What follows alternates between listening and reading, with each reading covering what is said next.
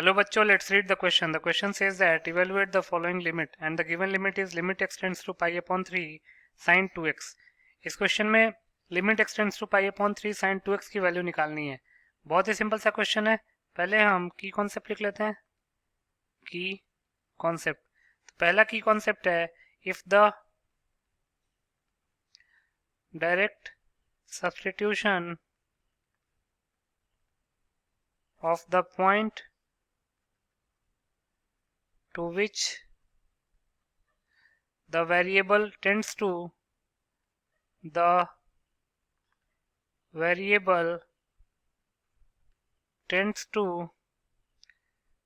gives you a fixed real number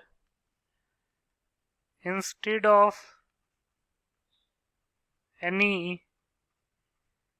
indeterminate form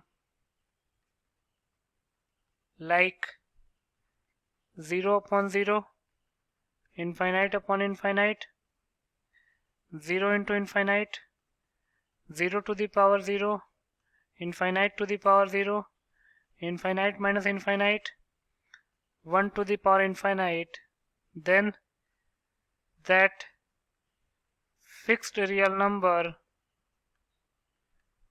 will be the value of that limit. कहने का मतलब ये है कि वेरिएबल अगर किसी वैल्यू को टेंड कर रहा है, अगर उस वैल्यू को उस फंक्शन में पुट करने पे कोई फिक्स्ड रियल नंबर मिल रहा है, ना कि कोई इनडिटरमिनेट फॉर्म मिल रहा है, तो वो फिक्स्ड रियल नंबर ही उस लिमिट की वैल्यू हो जाएगी. दूसरा, sine of pi minus theta. Pi minus theta का मतलब है सेकंड क्वाड्रेंट, और सेकंड क्वाड्रेंट में साइन पॉजिटिव होता है, तो जगह प्लस साइन थीटा. तो इन दोनों की कॉन्सेप्ट्स को यूज करके इस क्वेश्चन को सॉल्व कर लेते हैं. तो लिख सकते हैं therefore limit x tends to pi upon 3 sine 2x. तो अगर हम x की वैल्यू पाई अपॉन 3 पुट करेंगे तो ये हो जाएगा साइन इंटू 2 पाई अपॉन 3, और साइन 2 पाई अपॉन 3 को लिख सकते हैं sine of pi minus pi upon 3, और sine of pi minus theta होता है प्लस साइन थीटा, तो जगह साइन पाई अपॉन 3, और साइन पाई अपॉन 3 मतलब कि साइन 60 डिग्री की वैल्यू होती है रूट 3 अपॉन 2, और रूट 3 अपॉन 2 एक फिक्स्ड रियल नंबर है, तो यही हमारा फाइनल आंसर हो जाएगा. तो लिख सकते हैं hence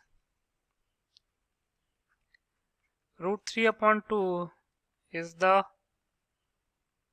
required answer. So root 3 upon 2 will be your final answer. I hope you understood it well. Best of luck.